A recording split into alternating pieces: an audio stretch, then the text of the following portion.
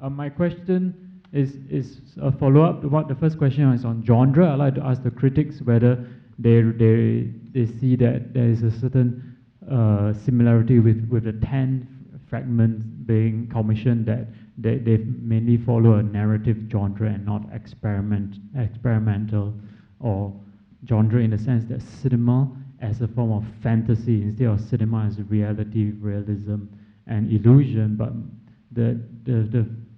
how Southeast Asian filmmakers have yet to make use of the maximum potential of cinema as a form of fantasy in both narrative, visual, and sound. My second question pertains to gender for the Malaysian filmmakers, where, because what I read is, I know that U-WEI has made a debut film, Woman, Wife, and Whore, and followed by SHERMAN and CHUI Mui's film, where you remade your previous film in this commission. Therefore, by shifting time-wise and gender-wise, by changing the position of the protagonist. And therefore, how do you think over these past 10, 20 years, the idea of gender and patriarchy has changed in the way you are telling stories, how our Southeast Asian filmmakers are telling stories today? Thank you. So for that first question about not maximizing the potential of film in fantasy and all these things, who shall I turn to? Can I turn to you, Nick? And then can I ask Karen maybe to comment also, because, no? Running across all the films, there is really a very strong narrativity. That's something that I thought was a very common trait. And I think maybe stereotypically speaking, we Southeast Asians are storytellers. I mean, from the oral tradition that we have, and it crosses over. And yet there were different styles that were presented. I strongly believe that it did not go very far, as in, an experimental technique, let us say, in its use of film language. I was looking for that. But even in Love Diaz's film, which is almost a mashup of just various scenes, certain narrativity is still very, very strong. I don't know if that was part of the curatorial sort of guideline that you have, but somehow it came across that everybody, was trying to tell a story. How they told the story, this is where they all differed. But definitely, narrativity was very, very strong. Would you like to comment, Karen? Yeah, no, we didn't actually provide that guideline at all. So it was really something that came out with the filmmakers on their own. I don't believe we gave you any, yeah. But it's interesting because I think the issue of genre, just for the archive, maybe coming from that perspective, is that people do ask us, do you actually preserve everything, like all forms of genres? And as an archive at this point, yes, we do. And the reason we do that is because we see it as a reflection of how filmmakers are actually thinking about where they come from and what they're doing, and how they're reacting to situations through the different art forms. So if we were to sort of not take in a particular genre and prevent that from, then I think we're losing out on that representation, and we don't want to actually do that. So giving that scope allows access for audiences as well. So I suppose that would be from an institutional point, yeah. But perhaps I can also direct that question somewhat to Kong, because you've done a whole wealth of reviews for what, 20 years now, is it? So, you've seen the range of genres that are out there. Were you, did you notice that it was somewhat narrow in terms of the range? I think the theme Fragments opened itself to thousands of interpretation. I read in the booklet, but I doubt if any of you actually read the booklet and try to think according to what AFA said in that. For example, like Love Diaz's film, I think Lav didn't even read what you sent to him. If you changed the theme fragment to something else, he would have done the same thing, and it would still have fit into whatever topic that you gave him. So, yeah, I was thinking about this too after the screening last night. I think for me, generally, of the 10 films, I can, in my mind, I can distinguish between two, not genre, but two types of approaches. I think the first is that some of these filmmakers are the citizens of their countries or the citizens of their geographical setting, and the other is the citizen of cinema. The citizen of the countries are concerned with like identities, the questions of identity, the trying to fit in or not fit in, to use this opportunity to explore fragments of identity, and you see the story related to the location, related to the geographical setting of his or her origin. And the other, like NAWAPOL or U-WEI, I think you two are the citizens of cinema. You just tell stories using the means that cinema allows you to use. Like for NAWAPOL, the widescreen, one shot, and trying to fit in many things in that space. He doesn't even direct you to look at which point. You have to choose what to see on the screen. And I think that's the, you asked about limitation, but I think this is the possibility of cinema. And I think he used the widescreen, the space in the frame very well. And U-WEI, of course, the story of the man in the, everyone hates him. It's very relevant. It's very relevant. It's autobiographical. Actually, I-SHAN, you have seen like 5 years of curating Southeast Asian cinema in the festival and all that. So you also have a great sense of that range of genre and use. What did you think of the range in the film? I have to confess that the idea of the range and genre was not really at the forefront of my mind when I was looking at the works, so I can't really comment on that. But in the end, the category of Southeast Asian, whether or not it's for this omnibus or for the film festival that we were working on, it does become a kind of blind, because you don't actually end up choosing anything based on genre. It's just what comes out that is best. But one thing that we were very conscious of when we were working on the festival, which I think was a little bit different from how lots of other large festivals work, is that we thought about it as entirety. And here I'm perhaps betraying my contemporary art background, because when you go into an exhibition, the ideal situation is that you look at every single work. But it's not really possible as a film viewer to see everything unless it's like an omnibus format. But our dream was always that, if because it's such a small festival, someone would watch all 20 films, and then it would see the entire range of like genre, whether or not it's like considered Asian action or like indie and all that, and you would get a sense of, the fact that these categories are just what they are, and they are useful in as much as you make out of it. Yeah. And then maybe one last comment, Jian. You would also have this great range. What did you think?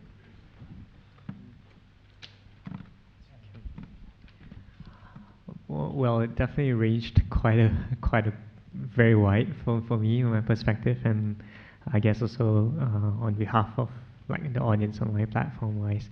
So yeah, I guess I don't really have much to comment on that note. Yeah. And then the second question I think was specifically for U-WEI, right? About the gender question, and then others who may want to respond to that too.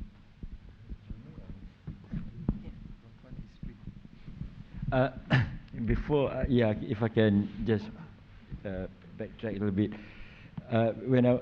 When I came back yesterday, they were talking about realism, in which I was, to me, that also it's a very important thing in my work, which actually there's really no realism in film. I think the cinema realism probably I've been holding on though, instead.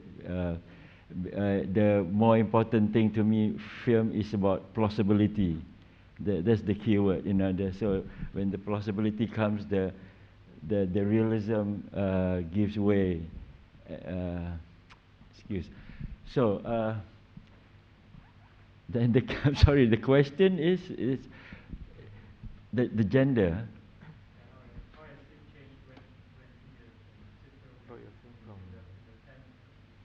Oh. Yeah. Well, if I can, this is like speaking about my film. Is it okay? Yeah, I think so. Right? Yeah, it's about you. All my films, there is so obvious that the women are stronger and smarter than the men. You know? All of them. You know, I think because I think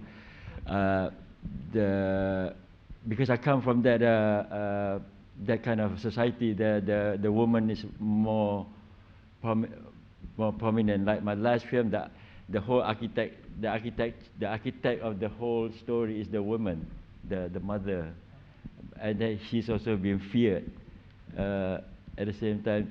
So I come from that kind of background. I think I always see that it's very important to me, because I'm just going looping here. I'm so sorry. Because my first teacher is my mother, and I'm sure my last teacher will be my mother, you know.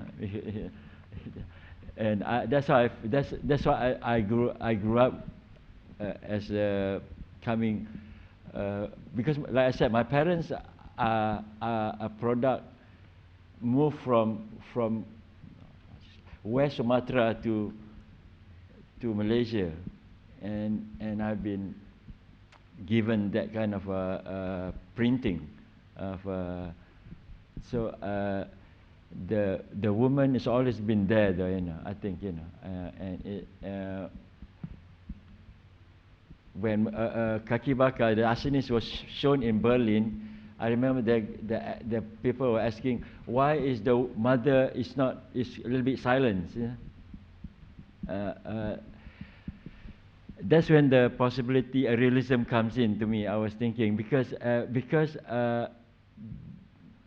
the woman is silent doesn't mean that she's not strong, you know, because she knows when she speaks. She's very in control of her husband, you know, but then she is not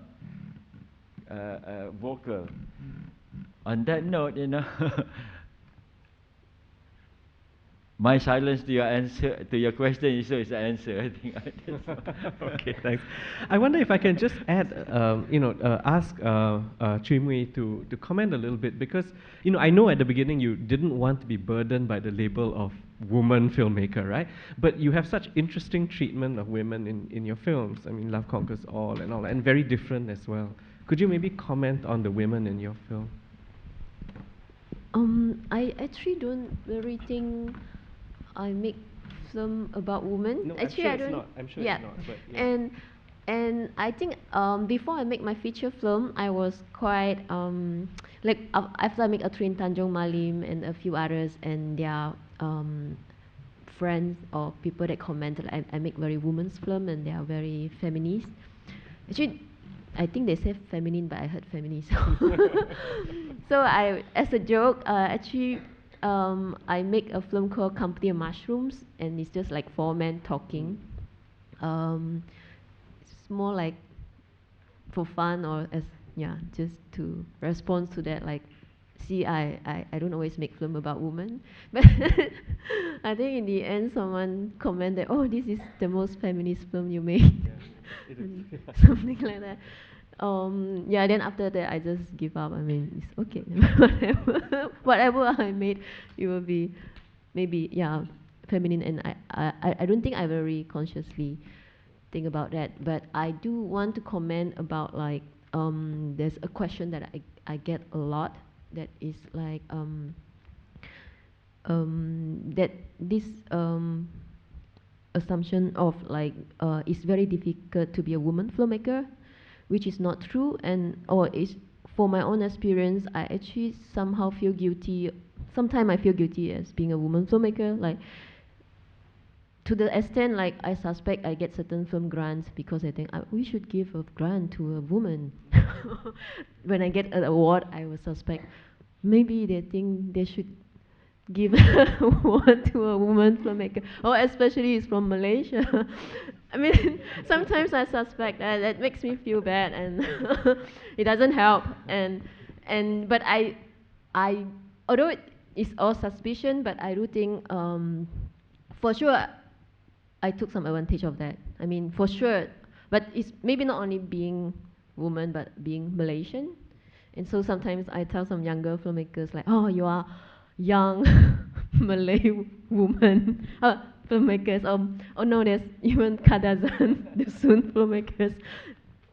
You should take the advantage. No, I think it's never, because they will come and complain and say it's so difficult to be a woman filmmaker. I really think it is not, and you shouldn't even think that way.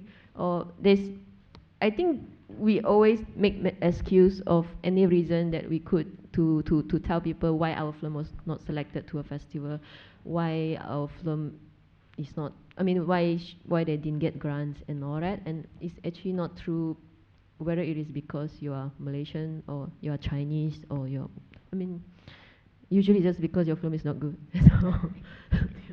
Thank you. Please do.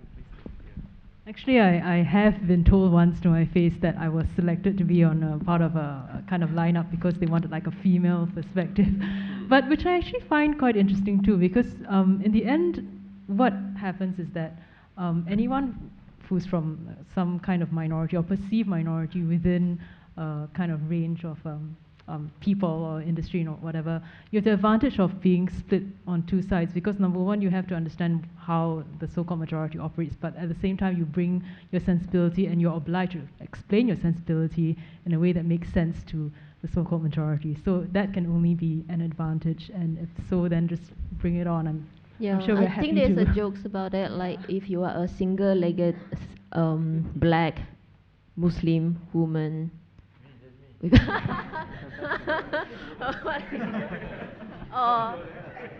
Yeah, it's always actually sometimes, yeah, I don't know, it's really not a disadvantage at all, I would say. Thank you. There's something tactical in it as well. Okay, let's take one last question.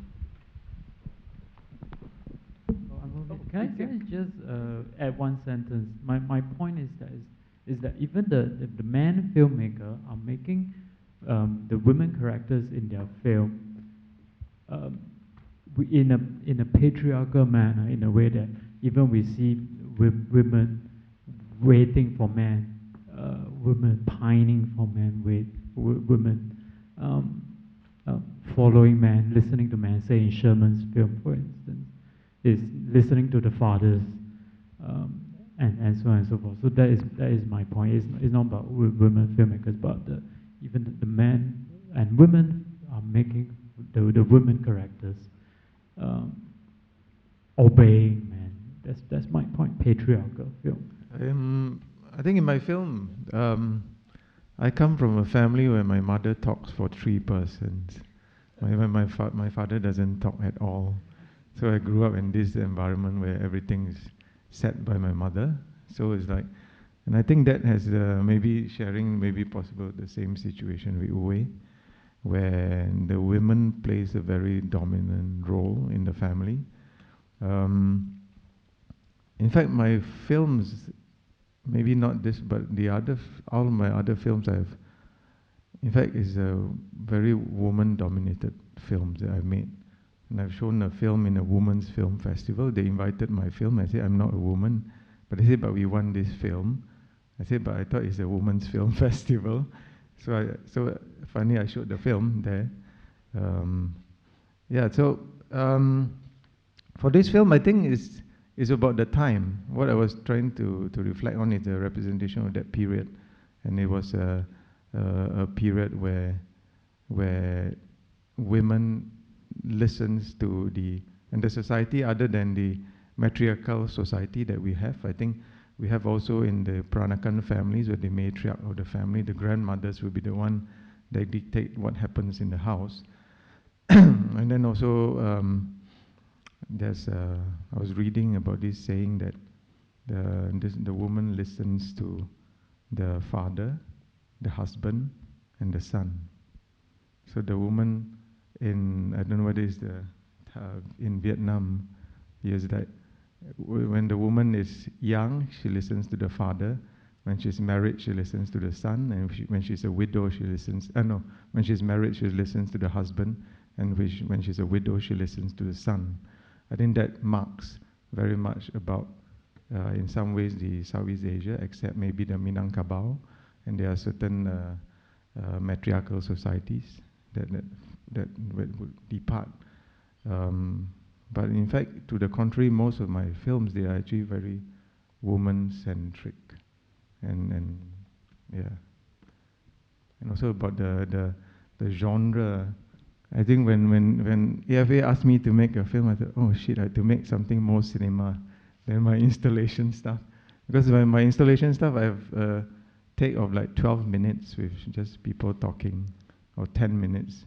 And then in it unfolds an entire world in a monologue. So that's what I do in my life as the other side.